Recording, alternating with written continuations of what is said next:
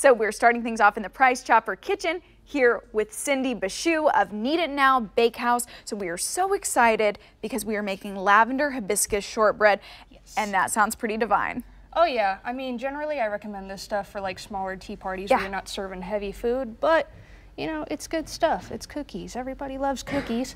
And it would be perfect for a shower anytime, really. Yeah, anytime. Okay, let's get started. All right, so what you got here, usually you can cream the ingredients together in segments, but I just throw it all in the bowl and I call it good. So you've got your powdered sugar, flour, and homemade hibiscus lavender extract, and a tablespoon of cornstarch, and 3/4 of a cup of butter.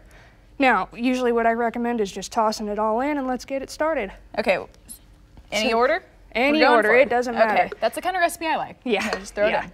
No need to make things complicated. Okay. But let's see, you've got your flour, your cornstarch, and be careful not to over cream it, otherwise it'll come out too messy. Okay, and that's such a pretty rich kind of pink color. Yeah, it takes about 2 weeks to make homemade extract.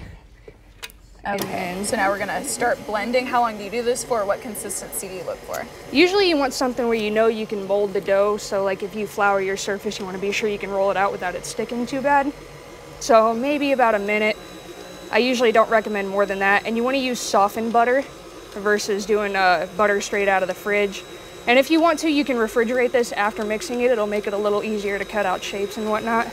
Okay, Cindy, I wanted to ask you one thing. We're seeing lavender in a lot of recipes now. Where did you get the inspiration for this? My mom is actually an avid fan of lavender.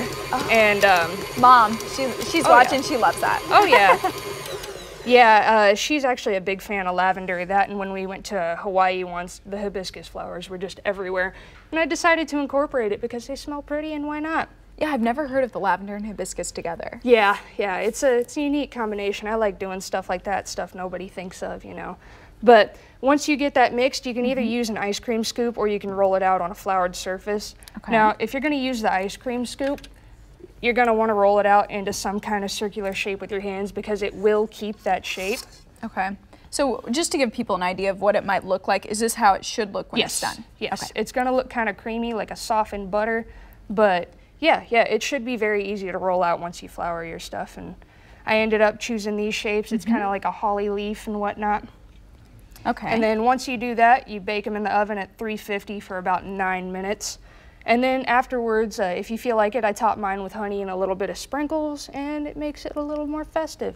Oh my gosh, well, we definitely want to try the lavender hibiscus, but you also make a lot of different other cookies. Oh gosh, yeah, I've got about 30 different cookies. You got your chocolate covered cherry with a little bit of white chocolate glaze on it. Yeah, okay, we're making that next time. That sounds good. Yeah, oh man, you've got tons of stuff. I make a white chocolate raspberry.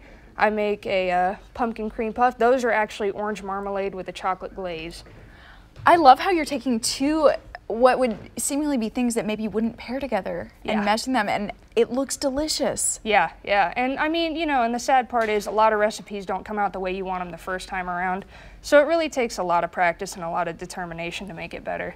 Okay, now what's the next step for the lavender cookies? Because we do have to stay on topic, although all those sound delicious. Once you roll it out, just cut these into shapes using your cookie cutter, whatever you want. Now, depending on the thickness, I did about 1/8 of an inch thick. You cut it out, and that's going to determine the bake time and just how well it comes out. Okay. So, now through TV magic, we got some finished ones over there. Can we try them? Yeah, feel free, go for it. We're going to do this one on the side here because it's got pink sprinkles, and why not, right? Oh, yeah. That's delicious, and it's so light that really you could have it at any time of the day.